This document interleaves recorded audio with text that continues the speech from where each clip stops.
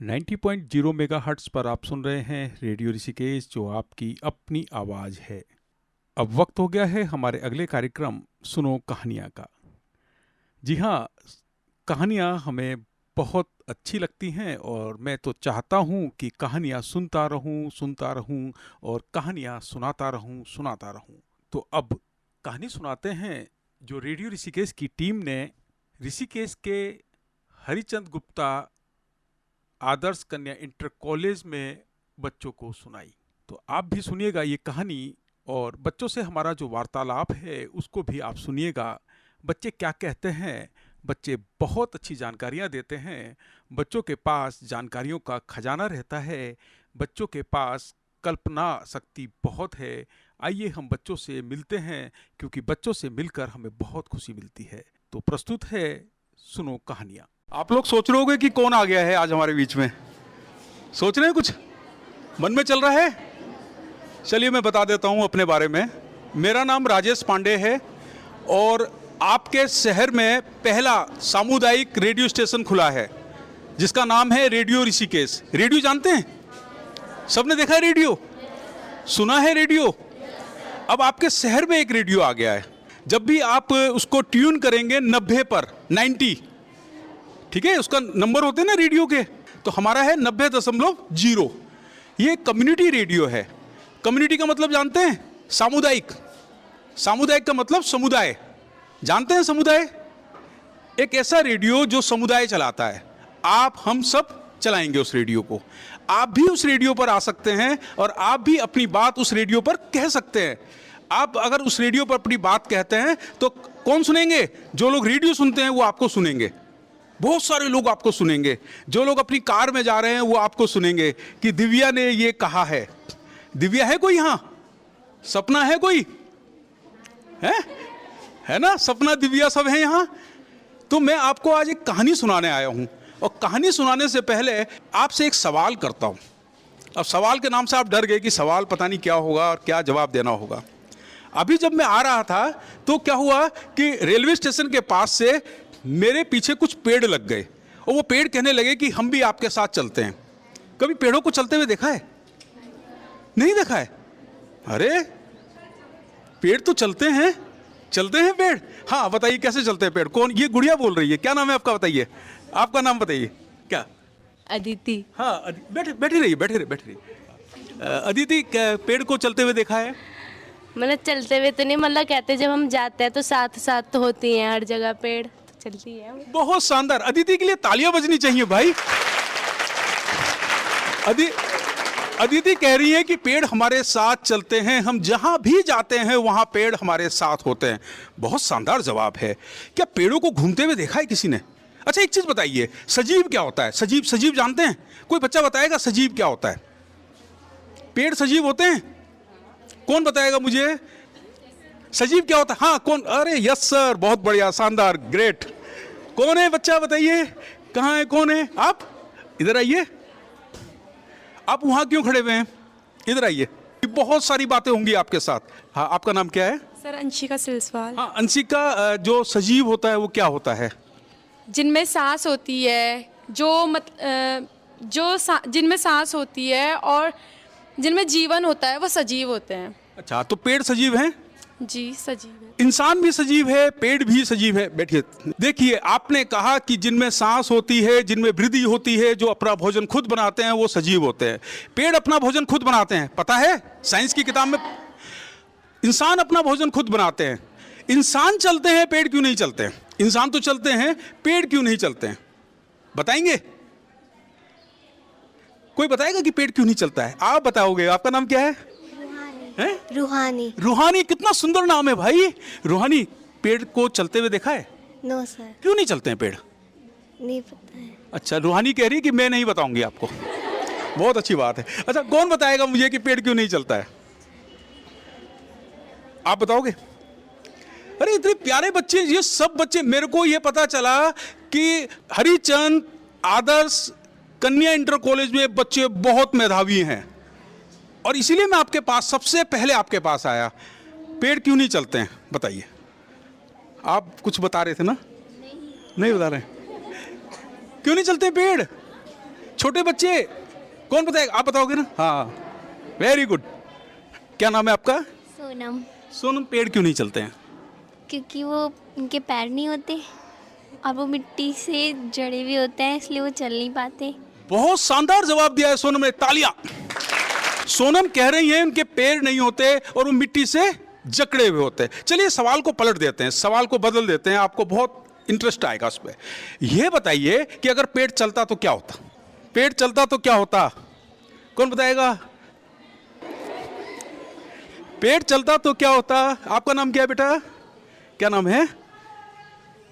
कौन था? कौन बच्चा है? आपका नाम क्या है? भूमि।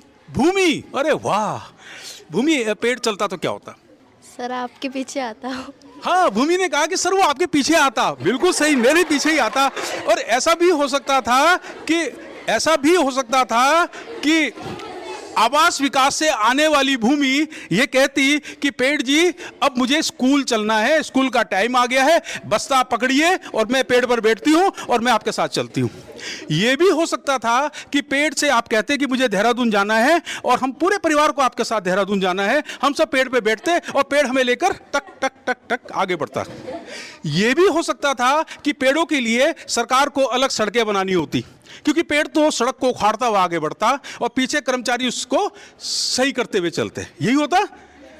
यह भी हो सकता था कि इंसान पेड़ को ट्रांसपोर्ट का एक साधन बना लेता, क्योंकि इंसान तो क्या करता है? इंसान को तो हर चीज में अपनी तरक्की दिखाई देती है। अच्छा ये बताइए कि पेड़ हमें देता क्या है? कौन बताए? अब तो सब बता रहे हो, सबको पता है। हाँ, क्या नाम है आपका? दिव्यांशी। दिव्यांशी कह रही है। क्या कह रही है दिव्यांशी? पेड़ हमें फल देता है, सब्जी देता है और ऑक्सीजन देता है और छां देता है, बस हवा भी देता है। बहुत शानदार। दिव्यांशी कह रही है कि पेड़ हमें हवा देता है, हमें फल देता है, हमें लकड़ी देता है और सबसे इंपॉर्टेंट चीज है हमें ऑक्सीजन देता है। अगर पेड़ चला जाता, पेड़ घूमने जाता तो हमें, तो यही तो पूछ रहा था मैं आपसे कि पेड़ घूमने इसलिए नहीं जाता क्योंकि हमें ऑक्सीजन कौन देता? अगर पक्षी अपने बच्चों को पेड़ों के सहारे अपने घोंसले में रखकर चले जाते और पेड़ कहता कि मैं घूमने जा रहा हूं, तो फिर क्या होता? पक्षी क्या करता? शाम को उसको उसके अपने बच्चे नहीं मिलते। पेड़ किसके लिए खड़ा हुआ है? किसके लिए खड़ा हुआ है बताइए? आपका नाम क्या है? कनिष्का। कनिष्का। पेड़ किसके लिए खड़ा हुआ है? हमारे लिए। तो यही तो जवाब है बेटा। पेड़ इसलिए घूमने नहीं जाता क्योंकि उसको हमें ऑक्सीजन देनी है। क्या देनी है? ऑक्सीजन। तो इतने अच्छे बच्चे हैं, लेकिन क्या करें, जवाब जो है ये अपने मन में रखते हैं। और कोई भी चीज बेटा मन में नहीं रखनी है। जिन पर आप विश्वास करते हैं, कोई भी बात अगर मन में चल रही है, जिन पर आप विश्वास करते हैं, उनसे जाकर बात कीजिए, अपनी टीचर से बात कीजिए, प्रिंसिपल मैम से बात कीजिएगा, अपने मन की बात जरूर बताइएगा। बात समझ में आ रही है? है ना? अच्छा चलिए, अब आपको बोर हो गए होंगे। मुझे बोर हो गए आप लोग? पक्का? चलिए आपको एक कहानी सुनाते हैं। कहानी है साहसी नन्हा पौधा। पौधे देखें? अच्छा, पौधे लगाता कौन है आप में से? ये बताइए, किसने लगाए? सब पर्यावरण प्रेमी हैं, सब पर्यावरण का ध्यान रखते हैं। ठीक है बेटा, बहुत बढ़िया। तालियां, सब एक दूसरे के लिए तालियां हो जाइए।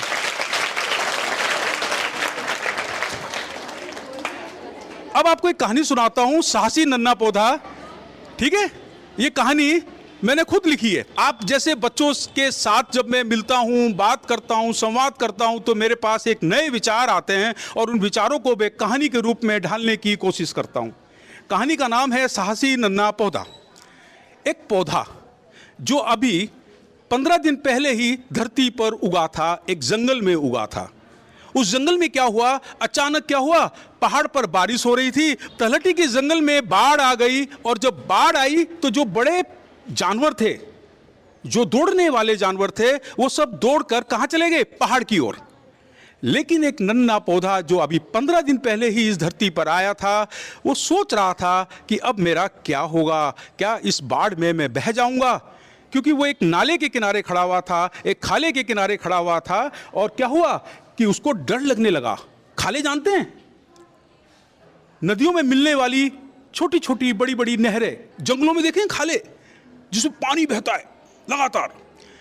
तो खाले के किनारे खड़ा हुआ नन्हा पौधा सोच रहा था कि अब मैं कहाँ जाऊंगा, अब तो लगता है कि ये मेरी अंतिम बरसात है, इसके बाद मेरा जीवन खत्म हो जाएगा। ये खाला शोर भी मचा रहा है, ये डरा रहा है।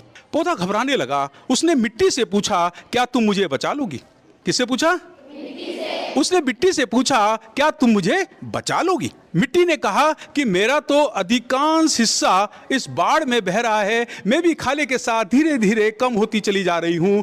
पर तुमने ये सवाल पूछा है, अगर तुमने ये सवाल पूछा है तो ये समझिए कि आप किसी संघर्ष में विजय पाने के लिए एक कदम आगे बढ़े हो। क्या होता है कि जब हम किसी संघर्ष के दौर में होते हैं, जब हम किसी कठिनाई के दौर में होते हैं और अगर हम चुप बैठे रहें तो फिर इससे काम नहीं चलता है। हमें अपनी बात उनसे कहनी चाहिए जिन पर हम विश्वास करते हैं। तो पौधे ने मिट्टी से पूछा, क्या तुम मुझे बचा लोगी? मिट्टी ने कहा कि मेरा अधिकांश हिस्सा इस बाढ़ में बह रहा है, तुम कोशिश करो। तो पौधे ने कहा कि मुझे क्या करना चाहिए? तो मिट्टी ने पौधे से कहा कि तुम एक काम करो, जितने भी तुम्हारे जैसे पौधे हैं सब एक दूसरे की जड़ों को कसकर बांध लो। इससे क्या होगा? एकता का सूत्र स्थापित हो जाएगा और अपनी जड़ को किसी बड़े पेड़ की जड़ से जोड़ लो जिसकी जड़ बहुत ज्यादा गहराई तक है। उन्होंने कहा कि तुम सब छोटे छोटे पौधे एक दूसरे के हाथ को पकड़ लो, एक दूसरे की जड़ को पकड़ लो और अपनी जड़ को अंततः एक ऐसे पेड़ से जोड़ लो जिसकी जड़ गहराई तक है। तो पौधे का सवाल पता क्या था? पौधे ने मिट्टी से कहा कि आप तो कह रहे हैं कि एक दूसरे को जोड़ लो, एक दूसरे के साथ जुड़ जाओ और अंत में अपने बड़े पेड़ की जड़ से खुद को जोड़ लो, पर मैं तो यहाँ देख रहा हूँ कि इस खाले में बड़े बड़े पेड़ बहकर जा रहे हैं, बड़े बड़े पेड़ बहकर जा रहे हैं, उनसे वो अपनी रक्षा खुद नहीं कर पाए, हमारी रक्षा क्या करेंगे? तो मिट्टी का जवाब इतना शानदार था, मिट्टी का जवाब इतना खूबसूरत था। बेटा समझने की कोशिश कीजिएगा मिट्टी का जवाब क्या था। वो आपकी ज़िंदगी से जुड़ा हुआ है, मेरी ज़िंदगी से जुड़ा हुआ है और पता नहीं कितने लोगों की ज़िंदगी से जुड़ा हुआ है। मिट्टी ने कहा कि जो अपनी जड़ों से जुड़े नहीं होते, जो लोग अपने लोगों से नहीं जुड़े होते, जो लोग अपने परिवार से नहीं जुड़े होते, जो अपने समाज से नहीं जुड़े होते, जो अपनी भाषा बोली से नहीं जुड़े होते, जो अपने खान पान से नहीं जुड़े होते, जो अपनी संस्कृति से नहीं जुड़े होते, उनका हश्र संघर्ष में यही हो जाता है जैसा कि आप इन बड़े पेड़ों को बहते हुए देख रहे हैं। ये खुद से नहीं जुड़े हुए हैं, ये अपनी जड़ों से नहीं जुड़े हुए हैं। जड़ों से जुड़ने का मतलब होता है अपने परिवार से जुड़ना, अपने समाज से जुड़ना, अपने लोगों से जुड़ना। पौधा 15 दिन का था, उसकी समझ में ये बात नहीं आई। उसने कहा मिट्टी से कि मिट्टी, अब मेरी समझ में आपकी बात नहीं आ रही है, जिंदा रहे बचे रहे तो फिर आपसे बात करेंगे। मिट्टी ने कहा ठीक है, अपनी जड़ों को छोटे छोटे पौधों की जड़ों से बांध लो। कहानी समझ में आ रही है? सवाल भी पूछूंगा। पौधे ने सबको कॉल किया, अपने साथ छोटी छोटी जड़ों को जोड़ लिया। क्या करा? छोटे छोटे पौधों ने एक दूसरे की जड़ों को आपस में बांध लिया। अब क्या हो रहा है? बाढ़ आ रही है, खाला शोर मचा रहा है, डरा रहा है और पौधे क्या कर रहे हैं? प्रभाव में आ रहे हैं और ऐसे, ठीक है, सब एक दूसरे की ताकत बन गए हैं। एकता का सूत्र स्थापित हो गया है और एक दूसरे की ताकत बनने से क्या होता है? कहते हैं ना, 1 से 1 11, एक और मिल गया 111। तो पौधों की ताकत इसी तरह से बढ़ती गई। नाले का प्रभाव बढ़ रहा है, प्रवाह बढ़ रहा है, लेकिन धीरे धीरे क्या हुआ? नाले के प्रभाव पर पौधों की जो ताकत है वो हावी हो गई और पौधे बच गए। नाले का पानी कम हो गया, बाढ़ कम हो गई और पौधे बच गए। तो पौधे ने मिट्टी से कहा कि धन्यवाद मिट्टी, आपकी वजह से हम बच गए। मिट्टी ने कहा कि हाँ ठीक है, मेरी वजह से बच गए, लेकिन आपने जो काम किया है, जो मेहनत की है, जो एकता का सूत्र स्थापित किया है, उसकी वजह से भी आप बचे। तो पौधे ने मिट्टी से कहा कि मिट्टी, अगर तुम नहीं होती तो हम नहीं होते और हम नहीं होते तो ये दुनिया नहीं होती। समझ में आई कहानी?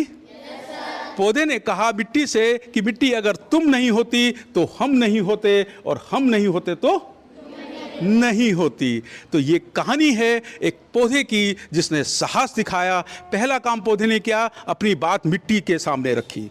दूसरा काम, मिट्टी ने जो उसको बताया उस हिसाब से उसने काम किया। और तीसरा, विजय पाली। तो संघर्ष पर विजय का पहला मंत्र है कि आप अपने मन में कोई बात मत रखिए, सबसे पहले उनसे कहिए जिन पर आप विश्वास करते हैं। अपने परिवार से कहिए, अपने आसपास, आप अपनी टीचर से कहिए, तो आप विजय पा लेंगे उन कठिनाइयों पर। कठिनाइयाँ जीवन में, कोई ऐसी समस्या नहीं है बेटा जीवन में जिसका समाधान नहीं है। समाधान तभी है जब आप पहल करते हैं। तो ये थी कहानी साहसी नन्हा पौधा।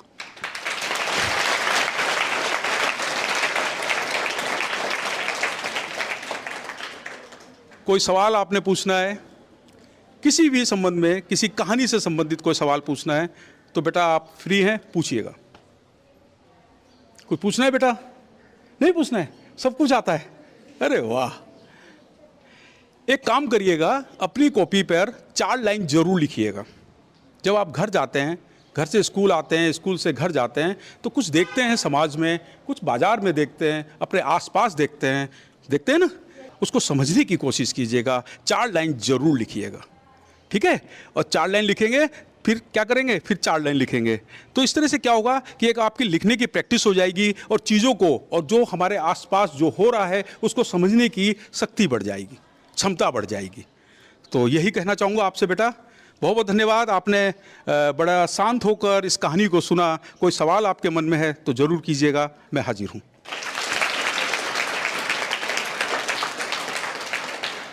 मैं अभी प्रधानाचार्य जी से बात कर रहा हूँ। आप श्रीमती पूनम शर्मा जी हैं, हरिचंद गुप्ता आदर्श कन्या इंटर कॉलेज में हम हैं। प्रिंसिपल मैम, क्या प्रतिक्रिया है इस कहानी पर आपकी? कहानी के माध्यम से आपने प्रकृति से जोड़ते हुए परिवार का महत्व, समाज का महत्व और एकता के सूत्र को बहुत आसानी से बता दिया। तो निश्चित रूप से बच्चे समझे होंगे इसको और लाभान्वित भी होंगे इससे। धन्यवाद ma'am, thank you ma'am, thank you.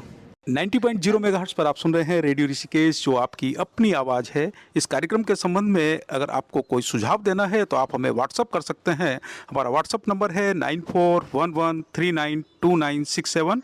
मैं रिपीट कर रहा हूँ, 9411392967।